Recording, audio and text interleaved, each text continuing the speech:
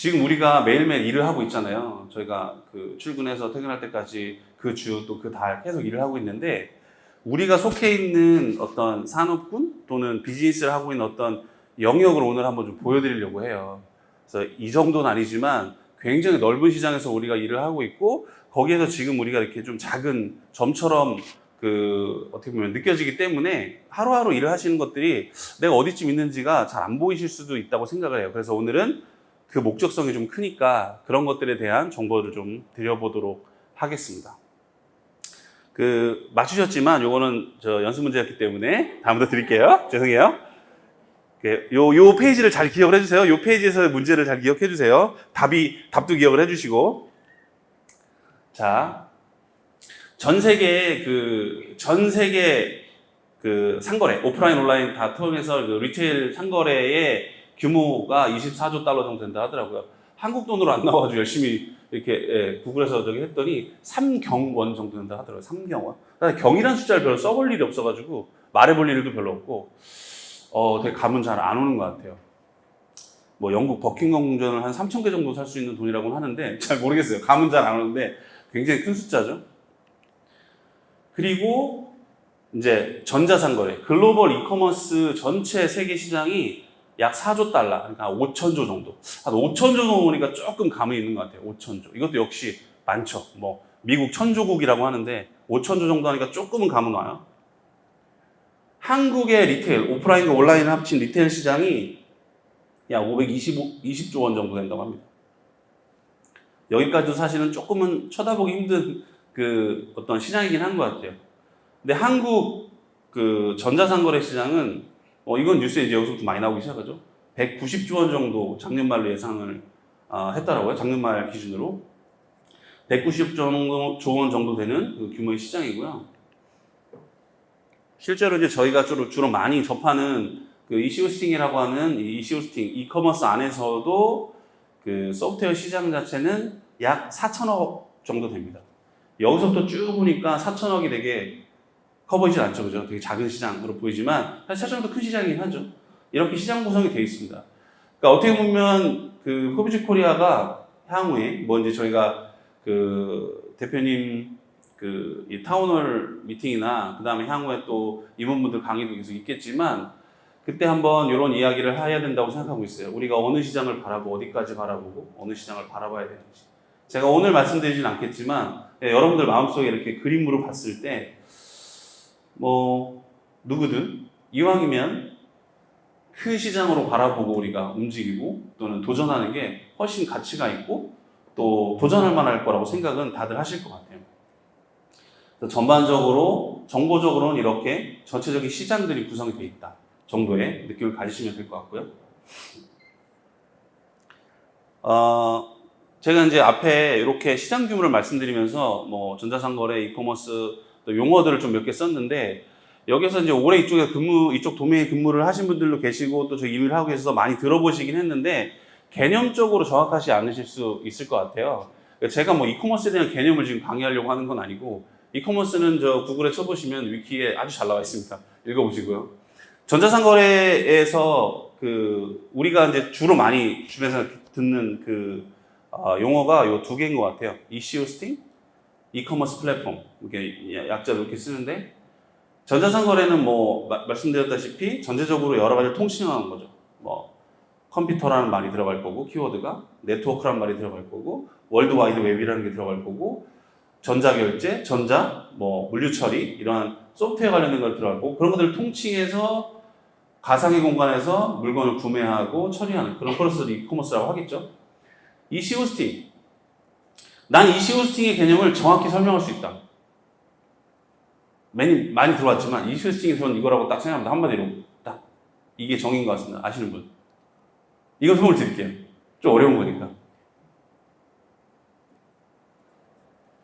네, 구글에 한번 쳐보세요. 이시호스팅 쳐보시고 이커머스 호스팅이죠. 사실은 제가 뒤에 과거에 대략 한 25, 6년 전 어땠는지 보여드리겠지만 이 일렉트로닉 이게 전자라는 E가 붙은 시기가 얼마 안 됐어요. 사실은 그렇게 오래된 시간은 아닌 것 같아요. 여기 있는 분들 어렸을 때나 저 학생 때 그럴 때 시작된 거긴 한데 그 당시에는 대부분 웹 페이지를 만든다는 건 주로 홈페이지라는 용어를 많이 썼고, 그래서 예전에 그 웹마스터 뭐 그래서 그때는 지금처럼 기획, 개발, 뭐 프론트엔드 이렇게 막 구분이 돼 있지 않았죠. 웹마스터 하면 기획도 하고 그 웹 디자인도 하고 네, 조금의 그런 퍼블리싱도 하고 뭐 이렇게 했었잖아요. 웹마스터는. 당시에 홈페이지를 만드는 거를 홈페이지를 한다 하면 그 홈페이지 호스팅이라는 말을 썼었어요. 홈페이지 호스팅. 근데 그거보다 그 다음에 나온 게 전자상거래죠. 그러다 보니까 이커머스 호스팅이라는 말이 쓰기 시작했어요. 전자상거래를 서버에 올려서 소프트웨어가 돌아가게 만드는. 그래서 이커머스 호스팅이란 말이 그 약간 통상의 용어가 돼버렸고, 특히 한국에서는 그 메이크샵이 만들어지고 나서 카페14가 만들어지면서 이 카페14가 호스팅 회사였잖아요. 아시다시피. 그래서 EC 호스팅이란 말이 약간 그 모두를 통칭하는 말처럼 돼버리긴 했는데 사실 EC 호스팅이란 말은 지금은 이제 좀 해외에서는 좀 많이 쓰진 않고 좀 폭이 좀 좁은 의미라고 보시면 될 것 같아요. 어쨌든 EC 호스팅이라고 국내에서 말을 하면 우리 이커머스 관련된 소프트웨어나 솔루션을 하는 회사들을 통칭해서 EC 호스팅이라고 부르는구나 라고 하시면 될 것 같습니다. 모르시는 분들을 위해서 제가 설명을 드렸고요. 이커머스 플랫폼이 주로 이제 이렇게 글로벌하게 통칭되는 용어인 것 같아요. 그래서 아마 여기 계신 분들은 명절 때 가족분들이 너 뭐 하니? 너 어느 회사 다녀? 이랬을 때 회사 설명을 잘 하시는 분이 계시는지는 잘 모르겠어요. 저도 저희 아들이 물어볼 때 잘 설명을 못 하겠더라고요. 아빠 하는 일은 뭐야? 이렇게 물어보면 이렇게 탁탁 답이 나오지 않더라고요. 전자상거래 얘기를 열심히 해줘보려고 하는데 설명이 잘 되지만 않는 것 같아요. 근데 이 이커머스 플랫폼이라고 이제 말을 하는 게 앞으로 좀 더 맞을 것 같고, 이 해외에서는 그 이커머스 플랫폼 그러면 그 기본적으로는 뭐 아마존이나 이런 거를 처음에 떠올리진 않아요. 사람들이 떠올리진 않고 그 이제 지금 알고 계시는 샤피파이나 뭐 비커머스나 프레스타샵이나 이런 그 해외 이커머스 플랫폼 솔루션, 우리로 치면 솔루션 회사들이죠. 그런 데들을 많이 떠올리긴 합니다. 그래서 이커머스 플랫폼 하면 그 산업군은 이러이러한 걸 가지고 이러이러한 그 산업군이구나라고 이해를 하고 있기 때문에 특히 아주 베이직하게 이렇게 세 가지는 기본적으로 알아주셨으면 좋겠고, 이런 것들에 대해서 조금 더 자세히 알고 싶으시면 구글님한테 한번 물어보셔가지고 보시면 위키에 아주 잘 설명이 되어 있습니다. 요 그림은 제가 이제 그 회사 속에서나 또는 밖에 나갔을 때 그 세미나 같은 데 가면 저도 이제 이쪽 시장을 어떻게든 설명을 해보려고 그려본 거예요. 어디 있는 건 아니고 그려본 건데 이게 이제 ECP라고 쓰면 아시겠죠? 이제 이커머스 플랫폼 시장입니다. 시장. 현재 포비즈코리아가 그래도 그 플레이하고 있는 시장인데 포비즈코리아는 아시다시피 이렇게 미들티어, 그러니까 그 중견 기업이라고 해야 되나요? 그 중소기업들 중에서 조금 상위 기업들의 그 이커머스 플랫폼을 솔루션을 기반으로 만들어주는 그러한 비즈니스를 그 시그니처로 해서 지금까지 생존을 해오고 성장을 해온 회사인 거는 다들 아실 거예요. 여기는 대부분 이런 그 패키지 라이선스라든지 그 서비스를 가지고 거기에 그 SI처럼, 부분 SI처럼 구축을 해주는 비즈니스죠. 요 아래쪽이 이제 원래는 여기가 이제 없었는데 이렇게 임대형 자사 쇼핑몰, 그래서 카페14, 메이크샵 고도, LH 고도 같은 뭐 식스샵 요즘에 같은 이러한 그 EC 호스팅 이제 통칭하는 이런 업체들이 좀 롱테일 쪽에 있고, 최근에는 사실 이 그 네이버 스마트 스토어가 워낙 규모가 커지다 보니까 스마트 스토어의 임대용 유통 서비스가 굉장히 아래쪽을 차지하고 있어서 같이 경쟁하고 있는 것 같아요. 물론 이 둘은 성격은 여기서부터 굉장히 나눠지죠. 네이버 스마트 스토어는 오픈마켓의 미니샵 같은 개념이잖아요. 가보시면 스마트 스토어의 차이점 중에 제일 큰 거는 맨 아래쪽에 푸터, 우리는 이제 우리끼리 알 수 있는 말들이니까 푸터에 가보면 그 회사의 정보가 있지 않죠. 네이버의 정보가 있죠. 네이버 대표님의 이름이 써 있습니다. 여기. 이제 미니샵 개념이고, 본격적인 D2C, 그러니까 다이렉트 투 커스터머, 요즘 D2C라고 하는 것들은 이 위부터 되는데 성격적으로 이렇게 구분이 된다라는 건 기본적으로 그 정보로서 알고 계셨으면 좋겠습니다.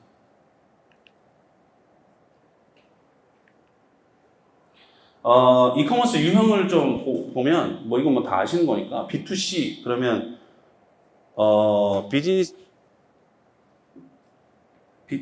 비즈니스 투 커스터머잖아요. 아시죠? 이건 B2B 비즈니스 투 비즈니스, 이건 감적으로 다 아시죠? C2C, 이 오픈마켓이죠. 예전에 이제 오픈마켓이 그 C2C라고 많이 불렸고, B2G가 뭔지 아시는 분? B2G. B2G, G. 예? 거버먼트 맞습니다. 예. 이제 정부와 그런 비즈니스 간 거래, 조달청 이런 거죠. 온라인으로 하는 거, 나라 장터 그런 거. 네. M2C 들어보신 분? M2C. 이거 제가 만든 말 아니에요. 네, 통상 시장에서 쓰이는 말입니다. M2C.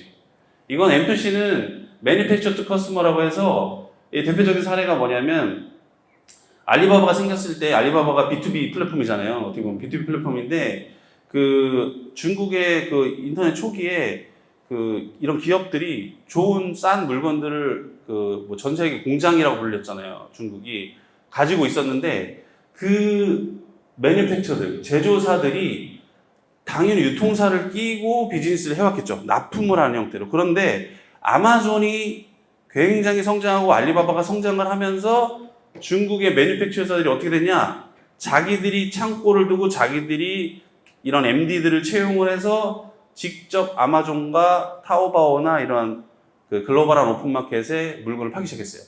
그러다 보니까 당연히 제조사가 직접 고객하고 만나는 일이 벌어진 거죠. 그래서 이게 M2C라는 용어가 나오기 시작했고, 이거는 거의 중국에서 이제 그 이런 어떻게 모델이 생겨가지고 이렇게 제조업이었지만 일반 유통사보다 더 규모가 커진 회사들이 굉장히 우리의 상상보다 훨씬 더 많이 있습니다. B2B2C 좀 복잡해져. B2B2C B2B2C의 대표적인 사례 B2B2C 어떤 게 있을까요? B2B2C의 대표적인 사례 B2B2C 약간 도매국 뭐 이런 거겠죠. 그죠? 예, 제조사나 이런 도매 업체가 또 이걸 판매하는 업체에 엑셀로 물건을 전달하고 그 데이터를 오픈마켓에 팔거나 고객하고 직접 팔거나 뭐 D2C물을 만들거나. 이제 좀 많아지죠 이게. S2B2B2C. 네, 이거 제가 만든 거 아닙니다. S2B2B2C도 이것도 약간 그 중국 쪽에서 이렇게 처음에 나오기 시작했어요. 근데 제가 왜 이거를 특별히 다른 곳과 다르게 색깔을 칠했냐면, 그 저희가 정의 내리지 않았지만 그 포브즈 코리아가 향후에 다음 더 큰 시장을 바라보기 위해서 꼭 거쳐야 되는 관문이긴 합니다. 이거를 최근에 많이 쓰는 용어로 하면 드랍시핑이라고 하죠. 드랍시핑. 그래서 S2는 서플라이부터 시작하는 겁니다. 공급자. 이 매뉴팩처를 더 넘어선 전체 공급자를 말하는 거고, 지금 여기 나와 있는 기업들이 여러분들이 여기서 알리익스프레스는 잘 아실 거고 나머지는 한 번도 보신 적이 없는 회사들일 거예요. 그죠? 다 무슨 회사냐면 글로벌 드롭시핑 회사들입니다. 이 회사들은 대부분 우리나라의 도매국 같은 모델이긴 하지만 더 기술적으로 고도화된 회사들이고, 이 회사들이 그 뭐 아주 오랜 기간 생겨난 회사들이 아니에요. 최근에 2, 3년? 물론 그 전에 다른 비즈니스들을 이커머스를 하던 회사들이지만 지금은 더 드랍시핑에 집중하고 있고 CBT라고 하죠. 크로스보더 트레이딩에 집중하고 있는 회사들입니다. 그리고 이제 이건 더 최근이죠. 우커머스 같은 경우에는 아시다시피 조금 더 오픈소스 우리 뭐랄까 디자인 가보면 이 우커머스도 가보면 훨씬 더 심플한 기능을 가지고 그 디자인 템플릿이 되게 예쁜 게 많아요. 표현하자면 디자인 템플릿의 장점을 가지고 있는 그 오픈소스형 어떻게 보면 솔루션입니다. 그래서 이쪽 진영이 어떻게 보면 오픈소스 진영 개념이라고 보시면 되고요. 이제 최근에 많이 들으시는 샤피파이가 이제 사스 진영이긴 하죠. 샤피파이, 비커머스, 커머스 클라우드, 뭐 프레스타샵이나 또 스퀘어스페이스 같은 이런 업체들이 이제 우리나라로 치면 카페입사 같은 개념이긴 한 것 같아요. 원래 그 이쪽에서도 서비스용으로는 ASB용으로는 비커머스가 가장 그 1위 기업이었어요. 1위 기업이었는데 캐나다에서 나온 업체잖아요. 쇼피파이가 캐나다에서 창업이 돼서 스타트업화가 다음에 쇼피파이가 지금은 절대적인 1위를 차지하고 있고 현재 174개국에 서비스를 하고 있고, 지금은 이 전통적인 마젠토 시장도 다 그 밀고 들어와서 거의 6대4 개념으로 60% 시장은 샤피파이가 점령했다고들 그 이야기들을 하고 있습니다. 이 커머스 클라우드는 여기 보면 세일즈포스 있잖아요. 세일즈포스 많이 들어보셨죠? CRM, 그 사스 CRM으로 가장 전 세계에서 유명한 그 기업이죠. 근데 왜 세일즈포스가 커머스를 하고 있냐면 원래는 저 커머스 클라우드에 그 M&A를 하기 전에 그 원래 그 회사는 디맨드웨어라는 회사입니다. 디맨드웨어라는 회사는 과거에 저희 포비지 코리아가 우리가 벤치마킹을 했던 회사이긴 했어요.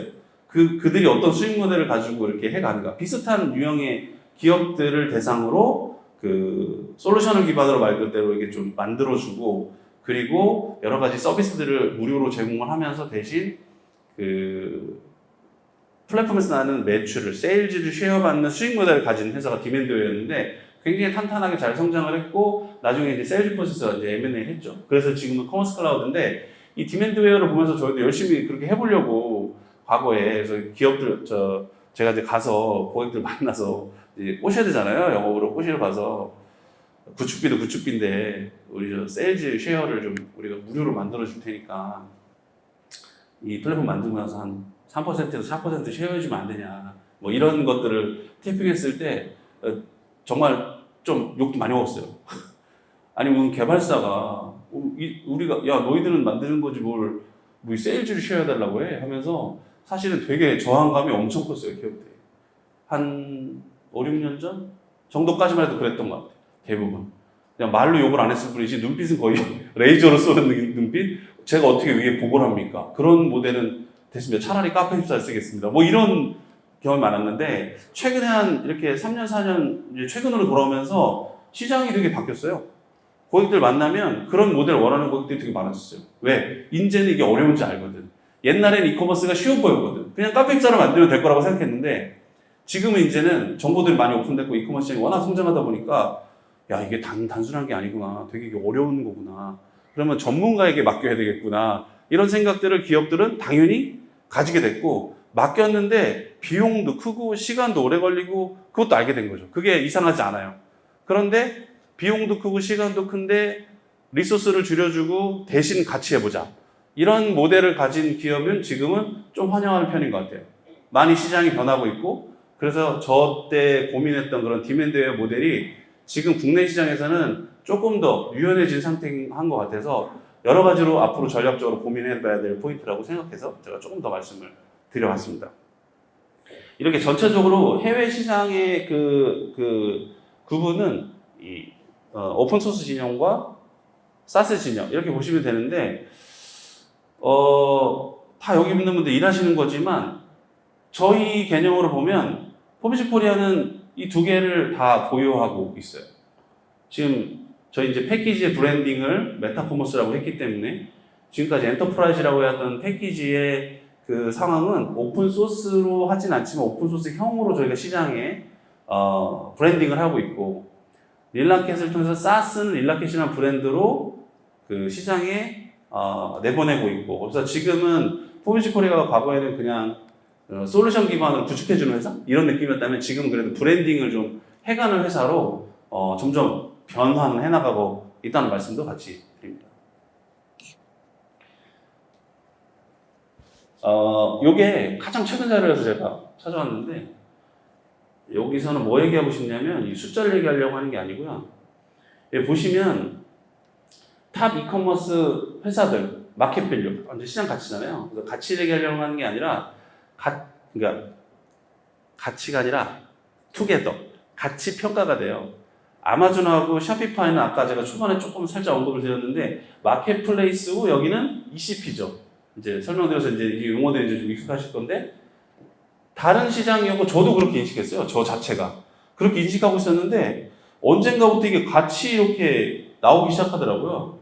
이제 요런 자료 말고 미국 내에서 그 거래 그 이커머스 거래 관련된 자료에는 지금 아마존이 1위고 쇼피파이가 2위로 나와요. 월마트가 3위고 그 밑에가 타겟인가?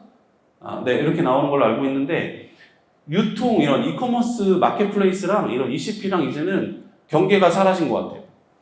예전에는 좀 다른 거죠. 우리나라로 치면 이커머스 비교합시다. 그런데 쿠팡하고 뭐 메이크샵하고 비교하는 개념? 이런 개념이라고 봐야 되는데 이미 해외는 이제 그건 다 사라졌고 지금은 그 시장을 좀 더 넓게 좀 봐야 된다. 지금 시간을 좀 넓게 봐야 되고 이쪽 두 시장이 다른 시장이거나 플레이를 다르게 해야 되는 시장은 아니고 이제는 이러한 시장들이 다 하나로 이커머스라는 전체적인 맥락으로 합쳐지고 있다. 경계가 사라지고 있다. 라는 포인트를 좀 말씀드리고 싶어서 제가 이 그림을 찾아왔고요.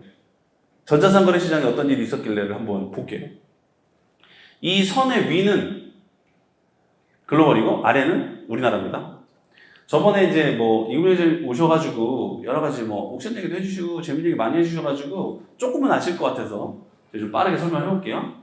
그 전자상거래 시초가 되게 여러 가지가 있어요. 70년대, 80년대 뭐 EDI 서비스도 있었고 이런 게 있었지만 가장 커머셜하게 상업적으로 시작한 건 94년도에 아마존이 창업돼서 95년도에 아마존 북스토어가 열렸죠. 이때가 시초가 아닐까? 이렇게 생각을 하고 있습니다. 그래서 해외에서 알리바바는 99년도 꽤 거리가 있죠. 그죠? 거리가 있어요. 아마존이 나오고 나서 중국은 당연히 사회주의 국가였으니까 이런 게 좀 유연하지 않았지만 그 쨍바가 어쨌든 99년도에 알리바바를 창업을 했고 우리나라의 최초 인터넷 쇼핑몰은 인터파크입니다. 인터파크. 그래서 저번에 인터파크 광고도 하더라고요. 그 원조 광고. 우리나라 온라인 쇼핑 원조 광고도 하던데 롯데 저희 롯데 전에 저희 롯데 프로젝트? 우리 앱. 네, 모계회 할 때 그 롯데 저희 롯데 타워에 몇 번 미팅을 갔었는데 거기 회의실 이런 회의 공간이 있어요. 갔는데 유리에 우리나라 최초의 인터넷 뭐 쇼핑몰 롯데 인터넷 이런 게 있더라고요. 그래서 이거 보고 앉아서 고객 기다리고 보다가 인터파크가 처음인데 혼자 속으로 이런 생각을 했는데 롯데 인터넷 백화점이 그 같은 날에 오픈했어요. 재미있게도. 그래서 서로 원조 논쟁이 있더라고요. 그런데 이거 제가 확인한 건 아니고 제가 아는 분한테 들었을 때는 굳이 원조를 따지면 그 같은 날에서도 뭐로 그럼 먼저 열린 거라고 봐야 되냐? 서버에 누가 먼저 올렸냐? 그건 로그가 있다. 뭐 그래서 인터파크가 6시간인가 먼저 올렸다. 뭐 이런 얘기가 뭐 전설처럼 떠돈다는데 확인은 제가 해본 적은 없습니다. 어쨌든 우리나라는 96년도입니다. 훨씬 빠르죠. 좀 빨랐던 것 같아요. 항상 우리나라는 빠른 것 같아요, 뭔가. 이제 옥션이 98년도에 나왔고, 뭐, 옥션 얘기는 좀 들으셨죠? 옥션 와서 이제 옥션이 그렇게 굉장히 우리나라 초기 오픈마켓 형태로 성장을 하게 됐고, 이 2000년이라는 밀레니엄을 딱 찍으면서 메이크샵이 나왔어요.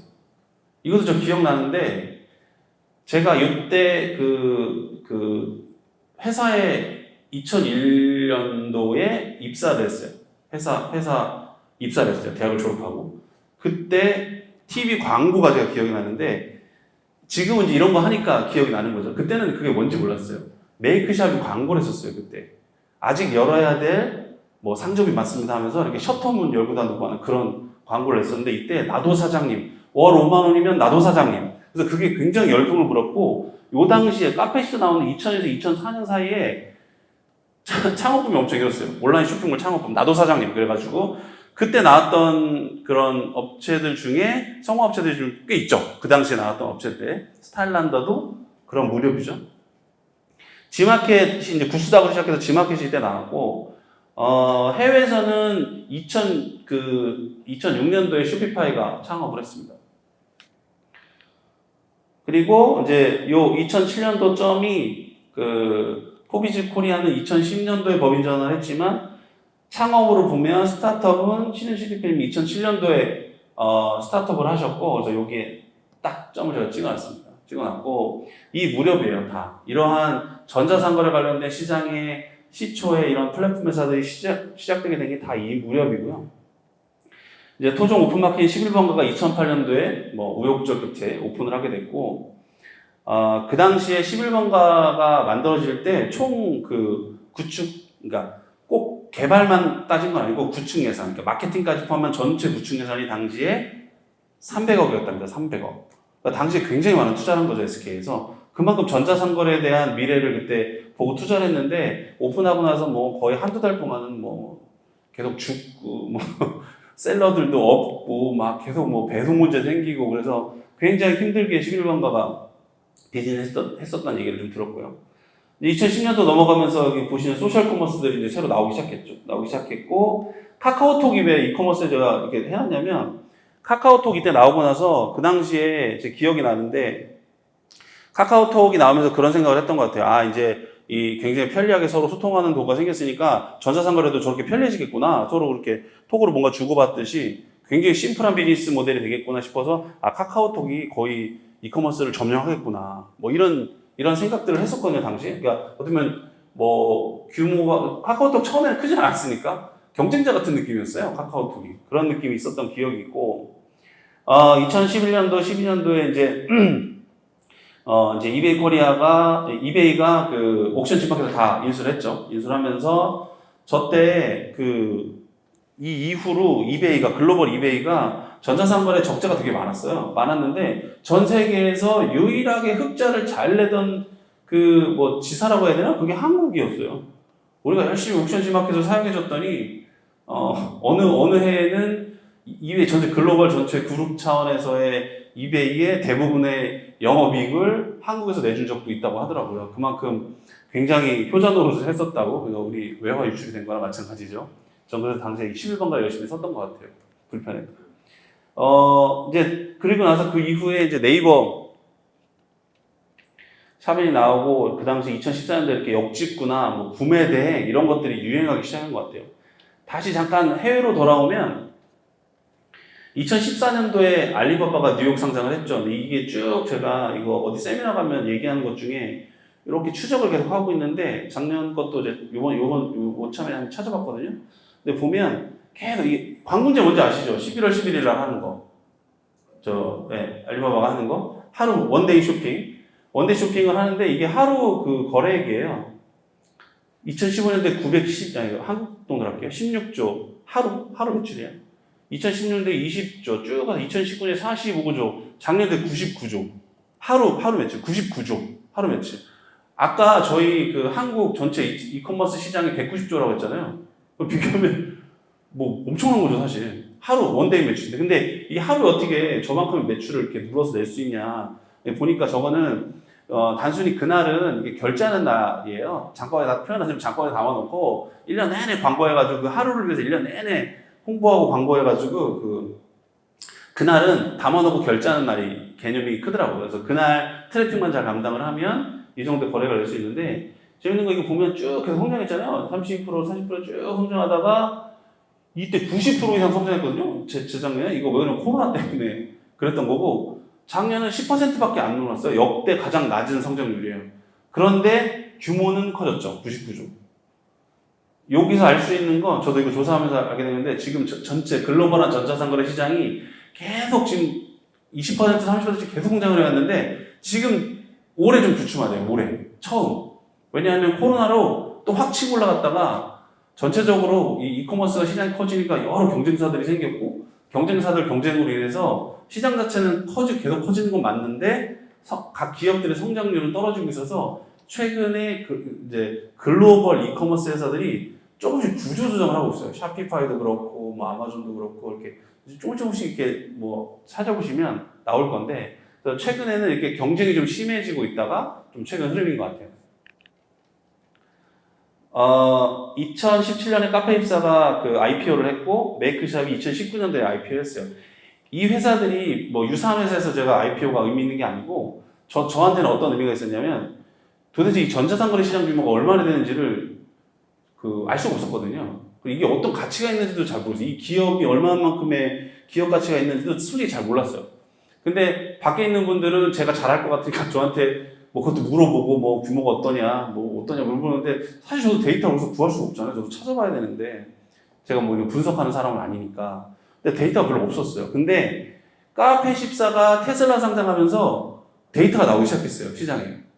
이 시장 규모는 얼마고 어떤 가치가 있고 어떻고 그러더니 상장을 딱 하더니 기업 가치를 얼마를 찍었냐면 1조를 찍었어요. 1조. 상장 딱 하고 나서 1조. 카페14가. 지금은 뭐 처참하죠.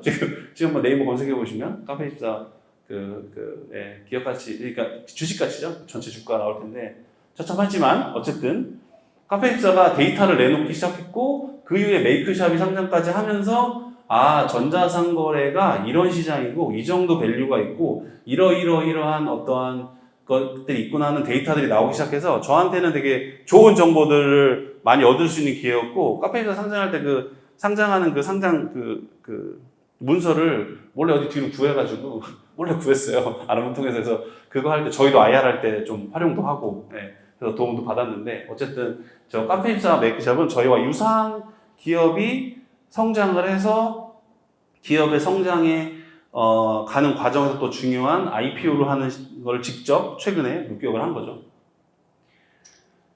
2020년에 뭐 지금도 겪고 있지만 코로나 오면서 코로나가 사실 전자상 거래를 되게 가속화시키긴 했어요. 좀 전에 말씀드린 것처럼 시장 규모도 커졌고 사람들이 안 쓰던 연령대에서 전자상 거래도 많이 쓰기 시작했고 디지털 트랜스포메이션이라 해서 뭐 아마 다음번 그 특강 때 그 더존 지원 지원구문 대표님 오시면 아마 그분이 우리나라에서 디지털 트랜스포메이션에 대한 강의를 가장 잘하시는 분인데 들으실 수 있겠지만 디지털 트랜스포메이션에 대한 그 니즈와 실제 현실화들이 많이 이루어진 시기여서 전자상거래에서 도움을 많이 받았어요.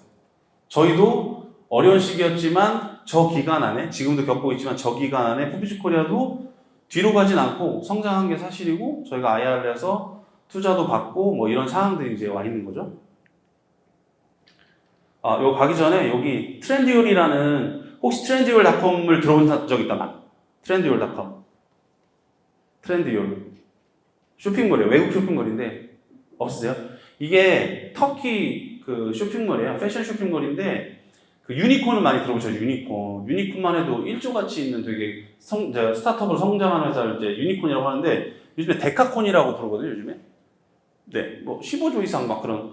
근데 찾아다 보니까 트렌디올이라는 그 온라인 쇼핑몰이 데카콘이 됐더라고요. 근데 터키 거야. 어디서 저는 터키에서 그런 게 나올 거라고 상상도 못 했는데 근데 이런 트렌드를 제가 왜 굳이 저기다 딱 집었냐면 저것도 트렌드인 것 같아요. 그러니까 전 세계에 우리가 알지 못하는 어떤 지역에서 이런 스타트업들이 지금 막 크고 있는 거죠. 전자상거래.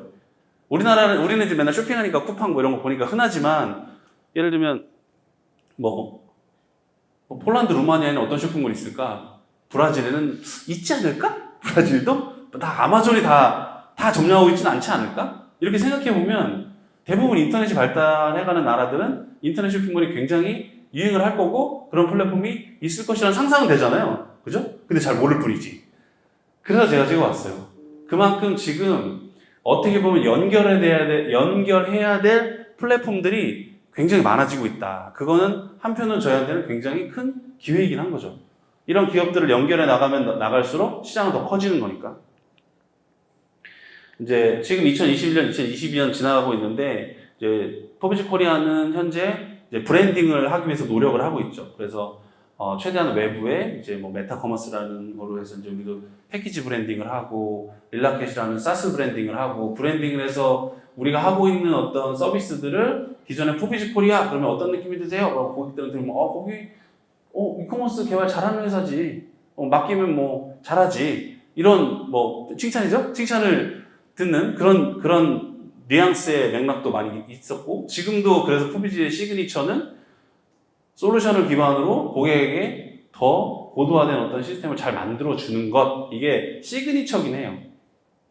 근데 지금 열심히 저희가 브랜딩을 또 하면서 앞으로는 또 가져야 되는 우리의 이미지가 그거보다 더 큰 시장에서 더 어떻게 보면 성장한 느낌의 어떤 그런 브랜딩들을 저희가 해가야 되기 때문에 또 여러 가지 그런 우리 시그니처도 잘 유지하면서 이런 새로운 우리 서비스의 브랜딩을 잘 해나가야 되는 시기이기도 합니다. 그래서 전체적으로 제가 쭉 한번 훑어봤는데 총 28년 정도 되는 것 같아요. 이게 그래서 전자상거래 제가 이거 한 2, 3년 전에 세미나 할 때 썼던 이미지예요. 어디 가면 전자상거래가 한마디로 말하면 이거다. 태어난 지 얼마 안 되는 다른 산업에 비해서 태어난 지는 얼마 안 되는데 어른처럼 행세하고 있는 거죠. 규모가 너무 크니까. 근데 이게 몇 년 안 지났는데 또 바꿔야 될 것 같아서 이번에 바꿨어요. 제가 추가를 하나 했어요. 이제 훗남으로 성장하기 시작하는 것 같아요. 이게 이커머스가. 전체로 볼게요. IT 비즈니스 영역으로 보면 하이테크 쪽이 당연히 있겠죠. 하이테크가 있고 지금도 이런 IT 업계에서 정말 많은 수의 80% 이상의 기업들이 스타트업을 해서 지금 열심히 도전하고 있고 성장하기 위해서 가고 있어요. 도전 중에 있고 더 프로페셔널한 기업들이 이쪽에 선두 위치에 있겠죠. 이커머스만이 아니라 뭐 소프트웨어 업계에서 시작하면 뭐 ERP부터 시작해서 굉장히 다양한 IT 업종에 업계들이 이렇게 하이테크와 프로페셔널이 되기 위해서 계속 앞으로 가고 있어요. 전체적으로 이커머스는 지금까지 쭉 열심히 설명드렸지만 이 앞쪽에 있는 산업뿐이긴 해요. 이 도메인은. 더 점점 더 하이테크가 되어가고 있고 그 다음에 시장 자체가 아까 둔담이 되어가고 있다고 했잖아요. 더 프로페셔널해진 영역으로 가고 있는 건 사실이에요. 그래서 여러분들이 그 지금 하고 있는 그 자리에서 하고 있는 일들이 그렇게 단순하거나 쉬운 일만은 뭐 적어도 저는 아니라고 생각해요. 아니라고 생각하고 물론 우리가 가장 중요한 포인트는 아까 그런 시장에 더 도전하기 위해서는 변화를 해야 되고 자극을 받아서 변화를 해야 되고 더 성장을 해야 돼요. 왜냐면 기회가 왔으니까. 기회가 왔는데 그걸 버릴 이유는 없잖아요. 우리가. 그러면 사실은 더 도전해야 되고 프로페셔널이나 스페셜리스트가 되기 위한 그 좋은 지금 어떻게 보면 기회가 여러분들 왔다고 생각하셔도 돼요. 지금 하고 있는 일이 어느 날은 느껴질 때 뭐 루틴한 일인 것 같고 보잘것없는 일이라고 느껴질 때도 있을 수도 있을 것 같아요. 어느 날 어느 시간에. 그런데 좀 큰 시야로 이렇게 제가 오늘 설명드린 이유가 바라보면 이러한 시장에 현재 속해 있으시다. 그걸 하고 계시고 어디 나가셔서 어디에 누구와 대화를 하시더라도 자신 있게 얘기하셔도 된다. 그래서 제가 오늘 말씀드린 거예요. 자신 있게 얘기하시고 내가 하고 있는 시장과 내가 일하고 있는 도메인이 어떤 건지 친구들한테도 가족들한테도 잘 설명을 이제 이런 걸 잘 활용하셔서 해주셨으면 좋겠고 1시간 딱 안 해서 맞춘 것 같아요. 한 50분 정도 한 것 같은데